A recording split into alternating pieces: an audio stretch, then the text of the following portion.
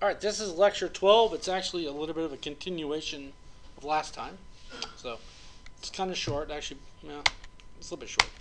My mouse just doesn't work. There we go. Okay. Encryption wisely says, encryption provides a false sense of security. Just because you're encrypting something, like you all remember when WEP came out, the wired equivalency protocol, everybody thought it was awesome. So no, it's not. It sucks. So it gives us a false sense of security. So you must use it correctly. If you encrypt something and the password is stupid, it's not good. So we're going to learn some different practices and some different protocols here. Okay, performance. This will be on the test. Positively, this screen will be on the test. Not actually the screen, but okay. Delay. Which one's faster, stream or block? Okay.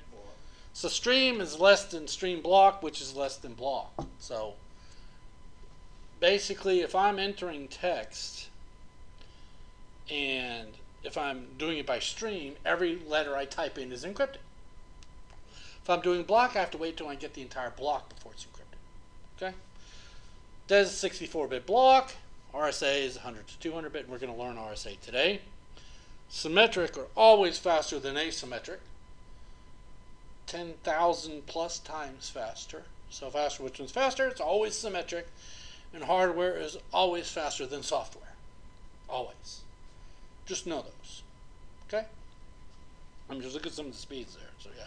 Hardware is always faster. Symmetric is always faster. Stream is faster than block. Got it. Block replay. Okay, we talked a little bit about it last time. But say if I had a transaction and broken up into different sections. And I actually remember when I very first learned about networking years ago, there was a news article about an ATM that was hacked into. You know, back then all ATMs, nowadays some ATMs are still connected via phone lines. Somebody recorded the phone conversation and just played it back over and over, and the ATM just kept spitting out money.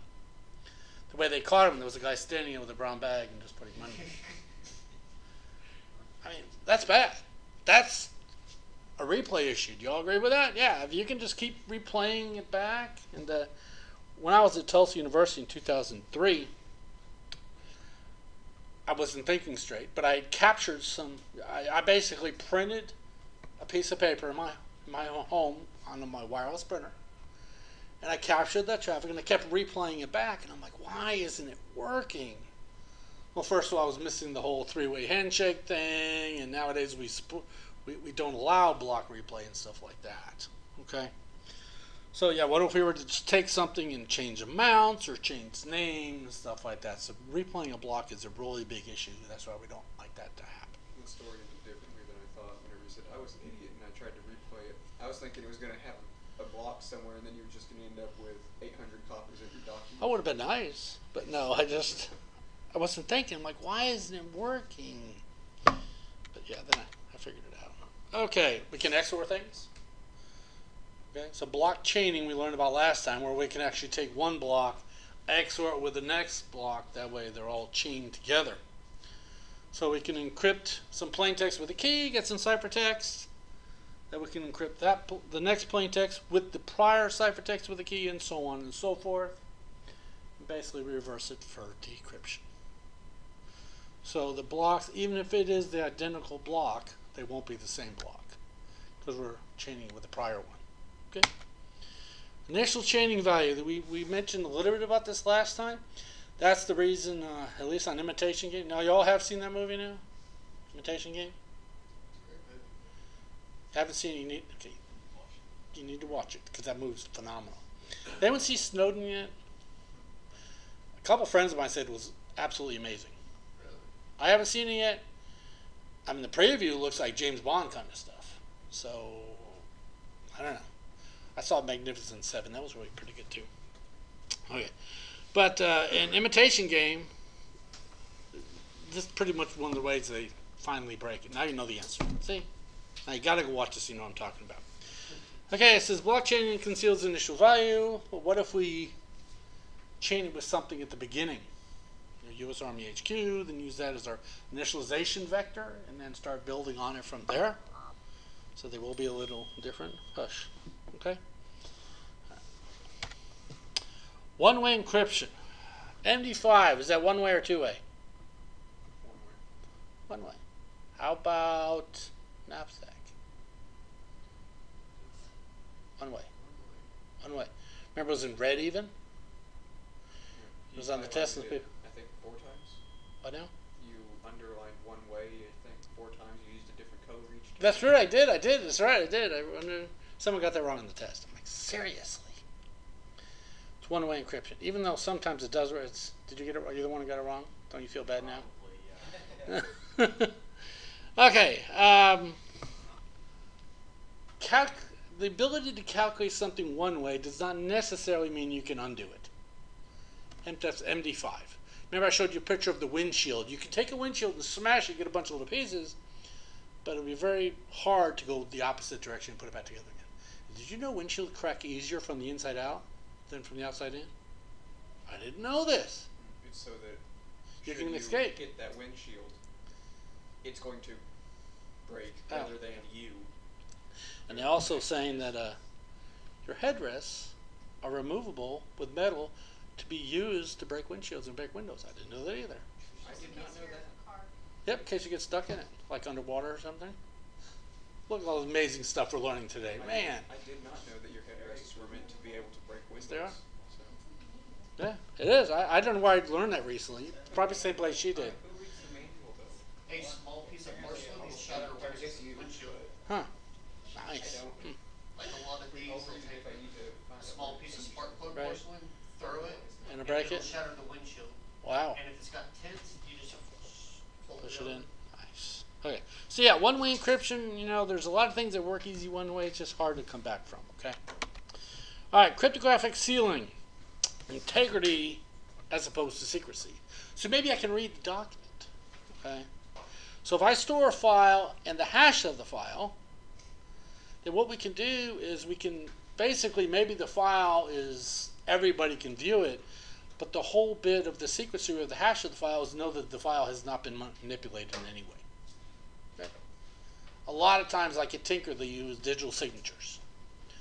All that's saying is that we know the file has not been modified in any way. Okay? And you learn more about that in the forensics class. Okay? Because it's integrity, not secrecy. And unfortunately, you decided to crop all of the pictures in the example test. I always do that. Yeah. Now, you explained why you did it. We all know why you did it. I like making things fun. Okay, authentication, we get biometrics. What do y'all think about biometrics nowadays? How about Google's facial recognition? You see the stuff it's doing? Anyone use Google Photos? No. No. You do realize Google Photos will back up all your photos, unlimited amount, forever for free.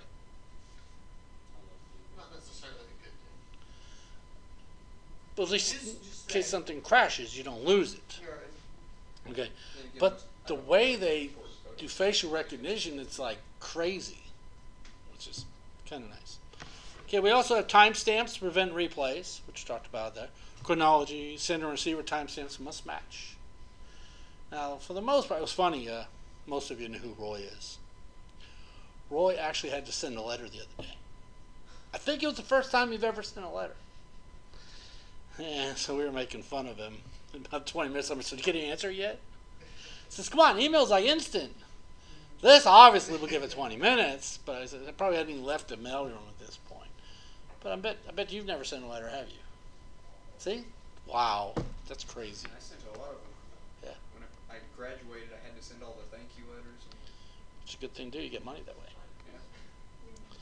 yeah. Okay, so yeah, authentication, kind of a big deal. Now let's talk about some of the different modes. We talked a little bit about them last time. Talk more about them now. Okay, electronic codebook. Here, this will be talked about last time, where we have plain text with our key. We end up with a ciphertext. We encrypt the same plain text with the same key. Same key. We get the same ciphertext every time. Easy enough. Okay. This is decryption, isn't it? Yeah. Decryption, basically backwards. Okay. Each block is encrypted individually. Identical blocks produce identical ciphertext. Nothing new there. Okay. Okay. Cipher block chaining. This is where we take our plain text, with our initialization vector, XOR them with our key, get our ciphertext, And that result of the encryption becomes the next initialization vector. Okay? Easy enough there. Nothing too difficult there. Okay, decryption, you'll notice that we basically bring the initialization down to the bottom to decrypt it. So it says, prevents block replay. Obviously, this first one here, we can have block replay very easily. But this one here prevents block replay. Self-healing. You will have some corrupt blocks, but it will not continue forever. Okay. Pretty good. Cipher feedback.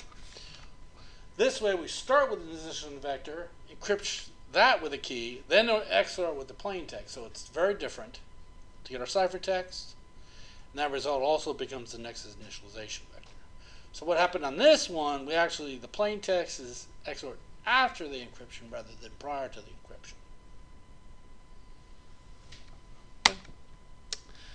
Okay, says the block nature is inconvenient. Partial final blocks must be padded because they must be 64-bit. Cannot begin until you have 64 bits. Okay? And then it says blocks versus streams. It says encryption errors only affect the next 8 characters, so it's not as much. Okay. Output feedback. Now let's look at this picture here. No, that's the decryption, isn't it? No, that's encryption. Okay. You see where plain text is, and you see where the results are coming off of it after the XORing of plain text. Now look at this one. You'll see it actually gets it before it's XORed. See the difference? This line here is down here on the other one. So output feedback, it's actually before it. Okay? Easy enough there. It's very similar. Main difference, term XORed, where it's XORed is what's different. Okay? So the initialization vector becomes the seed for the next one. Alright, and the bit errors in the ciphertext are not propagated.